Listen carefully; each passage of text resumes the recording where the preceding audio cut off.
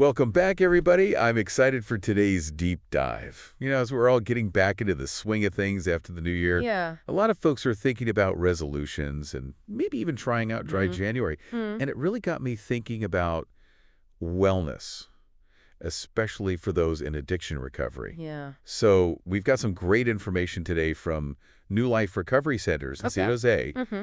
They are really the experts when it comes to holistic addiction treatment. Yeah. So I can't wait to unpack this with you. Well, it's fascinating how dry January can be like this kind of gateway. Mhm. For a lot of people, it's not just about like detoxing. It Yeah. sparks this whole deeper reflection on their relationship with alcohol. Yeah. Like maybe they start seeing benefits, like they're sleeping better, feeling more energized, even noticing their mood is like brighter. Yeah, It can be this real moment. totally. And even if someone isn't in recovery, those benefits are pretty Oh, tempting. for sure. But New Life Recovery Centers really emphasizes that for those who are in recovery, Right. wellness is about way more than not drinking. Yeah. They're talking about a complete transformation, like physical, mental, emotional, Uh-huh. a whole life shift. Right, and that's where things get really interesting. Yeah. The Substance Abuse and Mental Health Services Administration, Okay. SAMHSA, they have this definition of wellness that go beyond just the absence of problems. Interesting. They talk about having a positive purpose in life, doing things you truly enjoy, having strong relationships,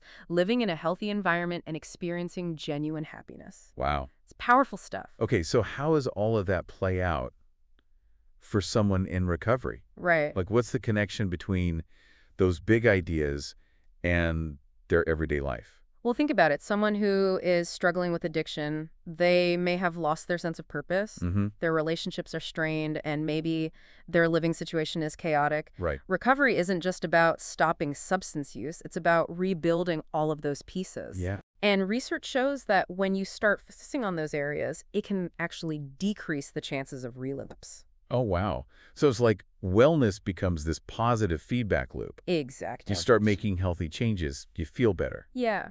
and that motivates you to keep going. Exactly. And it's not just about feeling good, it's about building resilience. Uh-huh. Addiction can really take a toll on your mental and emotional health. Of course. But when you start incorporating wellness practices, whether that's meditation, exercise, or spending time in nature, you're literally strengthening your ability to cope with stress and triggers. That makes a lot of sense. Mm-hmm. But is this just about willpower, or is there more to it? That's a great question, and it gets to the heart of why holistic treatment is so important. Okay. Willpower alone isn't enough. You need to address the underlying factors that contributed to the addiction in the first place. Right.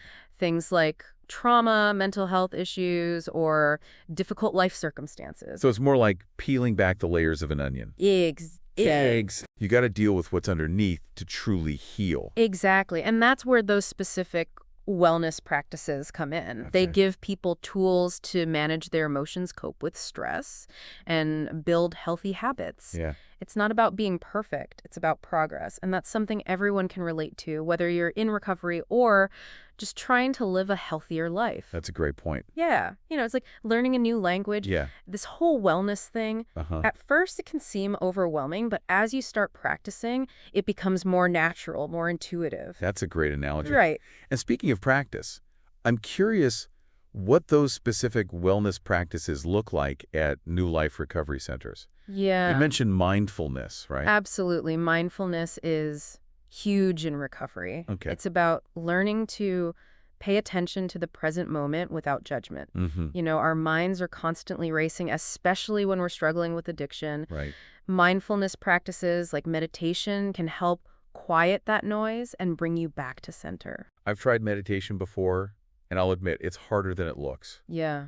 But I can see how it would be so helpful in managing cravings and those intense emotions that can come up. It's not about emptying your mind completely. It's Yeah. more about noticing those thoughts and feelings without getting swept away by them. Yeah. And it's something you can practice anywhere, anytime. Okay. No special equipment required. That's so important, making wellness accessible. Right. What other types of practices do they incorporate? Well, they also emphasize physical activity. Okay. Exercise isn't just about looking good, Mm, it's about feeling good. right. When you move your body, your brain releases endorphins, which have mood-boosting effects. Okay. It can be a real game changer for people who are used to relying on substances for a mood lift. I could see that, but I'm just imagining someone early in recovery. Yeah, Maybe they're feeling exhausted and unmotivated. sure. How do you even get them started? You start small. It Okay. doesn't have to be a marathon. Right. Maybe it's a 10-minute walk, some gentle stretching, or even just dancing around your living room to your favorite music. Yeah. The key is to find something you enjoy and make it a part of your routine. It's all about those little victories, Yeah, building momentum, and proving to yourself that you can make those positive changes. exactly. And as you start to feel those physical benefits, the increased energy and stamina, it can boost your confidence and motivation in other areas of your life as well. It's like that ripple effect we were talking about. Exactly. Okay, so we've got mindfulness and exercise. What else? Well, New Life also focuses on nutrition. Mm-hmm. Addiction often wreaks havoc on your body, depleting it of essential nutrients. Right? So they provide nutritional counseling and support to help people nourish their bodies from the inside out. So it's not just about cutting out the bad stuff. It's about adding in the good stuff, too. Exactly. It's about making choices that support your physical and mental health. Uh-huh. And it doesn't have to be complicated. It can be as simple as swapping sugary drinks for water, eating more fruits and vegetables, and cooking meals at home more often. It's interesting because a lot of these practices are things we hear about all the time. Yeah. But in the context of recovery, they take on a whole new level of importance. Absolutely. It's not just about following the latest health trends. It's Right. about creating a lifestyle that supports long-term sobriety. And speaking of lifestyle, they also mentioned creative therapies. Yeah. How does that fit into the picture? Creative therapies are incredibly powerful, especially for people who have been suppressing their emotions for a long time. Okay. Things like art, music, and writing can provide a safe and healthy outlet for expression. Hmm. It's not about being like a master artist. It's Yeah. about tapping into your creativity and allowing yourself to feel. I can see how that would be really helpful in processing trauma or working through difficult emotions that might be fueling addictive behaviors. Absolutely. Yeah. It's a way of telling your story without words, Mm-hmm. which can be incredibly liberating. Okay. And it can help people reconnect with parts of themselves they may have lost touch with. So it's like rediscovering your voice, Uh-huh. but through different mediums. Exactly. Okay, so we've covered mindfulness, exercise, nutrition, and creative therapies. Yeah. What else is in New Life's wellness toolkit? Well, they also emphasize the importance of sleep hygiene. Okay. Substance abuse can really mess with your sleep patterns. Uh-huh. And when you're sleep deprived, you're more vulnerable to stress cravings and relapse. It's like that feeling when you haven't gotten enough sleep, everything feels harder. Oh, yeah, You're more irritable, your willpower goes out the window. for sure. I can definitely see how sleep would be crucial in recovery. Absolutely. So they help people establish healthy sleep habits. Okay. Like creating a relaxing bedtime routine, avoiding caffeine and alcohol before bed, and getting regular exercise. I'm noticing opinion here. Yeah, A lot of these practices are interconnected, right? right. Exercise can improve sleep, mindfulness can reduce stress, Mhm. and it all contributes to better overall well-being. It's a holistic approach. All these pieces work together to create a solid foundation for recovery.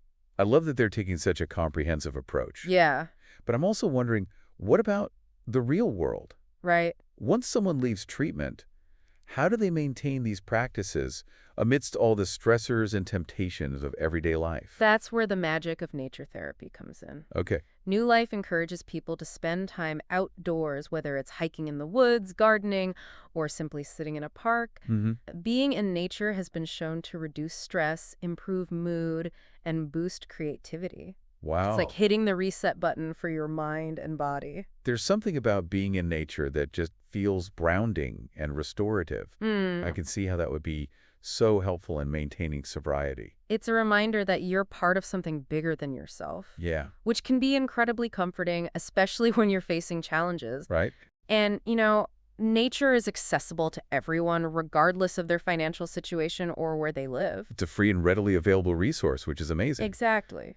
But let's be realistic. Yeah, Life isn't all nature walks and meditation. right.